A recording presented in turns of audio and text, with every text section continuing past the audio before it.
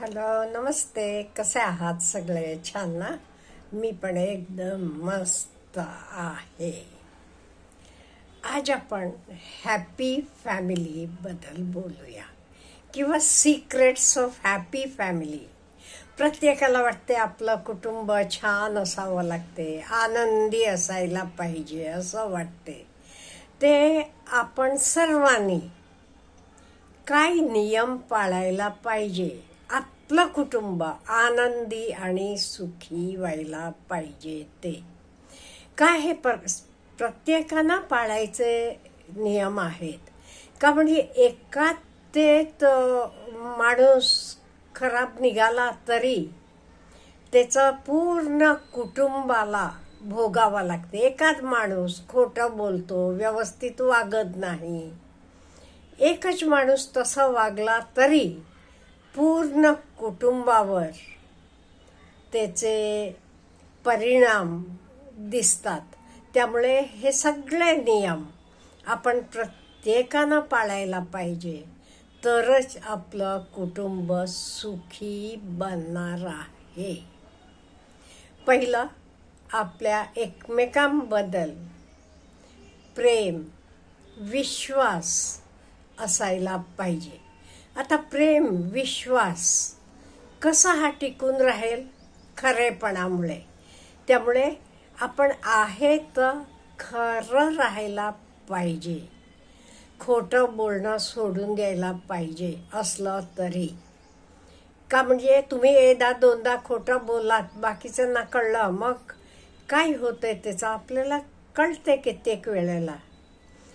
त्यामुळे एकमेकांबद्दल प्रेम, विश्वास असणं पहिलं महत्त्वाचं आहे.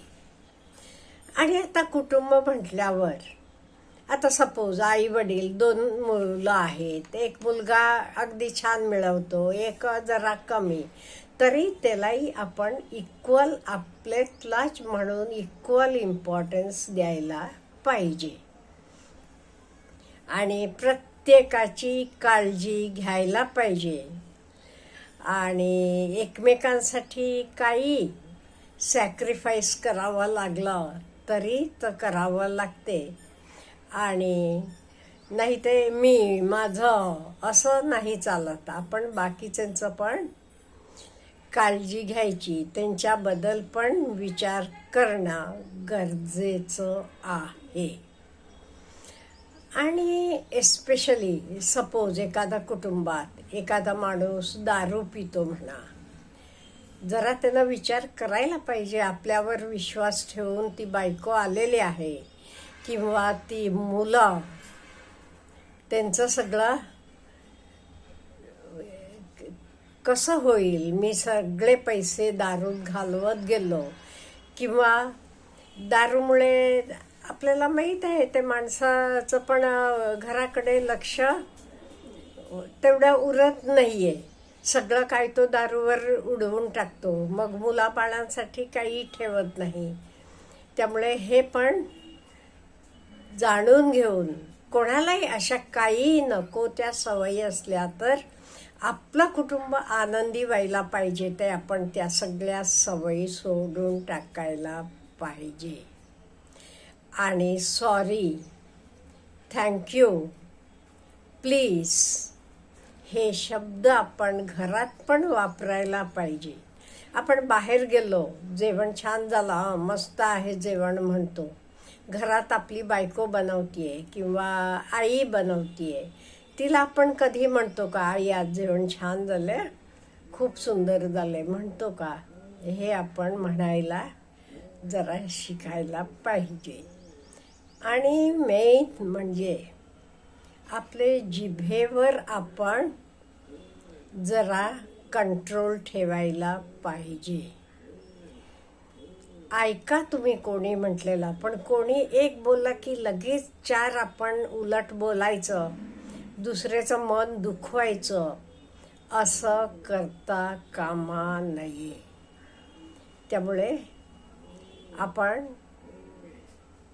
दुसऱ्यांना काही बोलला तरी ऐकून घ्यायला शिकूया. मग आपण ऐकलो, आपण काही बोलत नाही, उलट उत्तर देत नाही किंवा आपण भांडत नाही म्हटल्यावर समोरचा माणूस आपोआप बदलेल किंवा हळूहळू त्याचं बोलणं कमी होईल. एक म्हणजे बोलूच नाही आहे कोणी दुसऱ्याला दुखवण्यासारखा. कोणी एखाद माणूस बोलला तरी ऐकलेले ना त्याच्याशी लगेच भांडायला जायचं नाही. म्हणजे आपण नको तिथे दुसऱ्याला दुखवायचा प्रयत्न करायचा नाही. एका कुटुंबात राहताना काही चुका असल्या तरी हे बघा, चुका सांगायची पद्धत असते, त्या पद्धतीनं आपण त्याच्या चुका त्याला सांगू शकतो. आणि एकमेकांशी बोलणं हे महत्त्वाचं आहे. कम्युनिकेशन शक्य झालं ते एकत्र एक वेळ तर जेवायला बसा, तेव्हा तुम्ही काही एकमेकांना हॅपी मुमेंट्स शेअर करू शकता. त्याच्याशिवाय काही फंक्शन्स असले, सणवार असतात, हे सेलिब्रेशन कशासाठी करायचं आहे? हे आपल्याला आनंद देण्यासाठी, आनंदी राहण्यासाठी, एवढ्यासाठी आपण हे सगळे सेलिब्रेशन करायचे सणवार. आणि रेस्पॉन्सिबिलिटी पण प्रत्येकानं घ्यायला शिकायचा. आपली आपली रेस्पॉन्सिबिलिटी. किंवा एकच माणूस काम करत राहतो, बाकीचंही नाही, नुसतं एन्जॉय करायचं असं नाही आहे. प्रत्येकानं आपलं शेअर मिळवून त्याला घालायचं. कामाच्या स्वरूपात असेल, पैशाच्या स्वरूपात असेल, हे शिकायला पाहिजे. म्हणजे डिव्हिजन करायचं. तर डिव्हिजन ऑफ वर्क असेल, काही असेल, किंवा आई घरात सगळं करत असली तर तिनं करावं असं नाही, तिलाही आपण मदत करायची. किंवा घरातला पुरुष माणूस मिळवून आणतो, म्हणजे आम्ही सगळे बसून मजा करणार, एन्जॉय करणार नाही. आपल्याला होते तेवढं आपण मदत करायची. आपल्याला एखाद गुण असला की आपण, किंवा नसला तरी शिकून घ्यायचं. होत असलेला, शक्य असलेला प्रत्येकानं एकमेकांसाठी करायला, एकमेकांसाठी आनंदी ठेवायला हे करायला पाहिजे. कुटुंब आपल्याला आनंदात राहायचं असलं तर. आणि दुसऱ्याच्या आनंदात आपण आनंद सेलिब्रेट करायला पण शिकायला पाहिजे.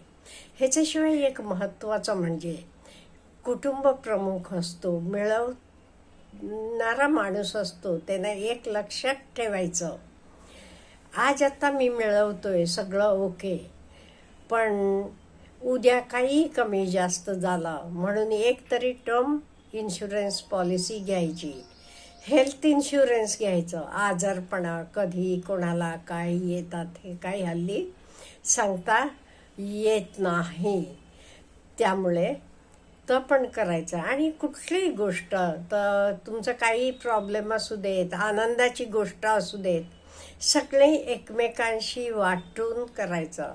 काही येत नसलं की विचारायचं एकमेकांना. असं करून एकत्र प्रेमानं राहिलं का नाही तर कुटुंब खूप आनंदी राहते. किंवा एखादा माणूससुद्धा, दुधात कसं एक खडा मिठाचा टाकला की दूध सगळं नासून जाते, तसं एका तरी वाईट माणूस ते कुटुंबात शिरला की सगळे कुटुंबाची शांतता, आनंद नाहीसा होतो. त्यामुळे असा माणूस शिरला तरी त्यानं काय करायला पाहिजे? त्यानं स्वतःला बदलून घ्यायला पाहिजे. बाकीचे लोक कसे आहे तिथे, प्रेमळ, आनंदी, मग आपणही तसं करायला पाहिजे. तर त्यांना द्यायला पाहिजे, असं वागायला पाहिजे. हे खूप महत्त्वाचं आहे. त्यामुळे मेन एकमेकांना प्रेम करा, विश्वास टिकवून ठेवा. म्हणजे खोटं बोलणं वगैरे सगळं सोडून टाका. एकमेकांची काळजी घ्या.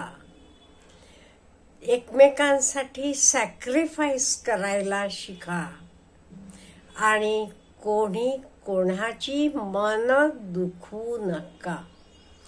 दुसऱ्याला आनंद होण्यासारखं वागा. माझ्यामुळे मी बाकीच्यांना सुख कसं देऊ शकते, आनंद कसं देऊ शकते, मी दुसऱ्यांसाठी चांगलं कसं वागू शकते, हा प्रत्येकानं विचार केला तर त्या कुटुंबात कायम आनंद राहणार आहे.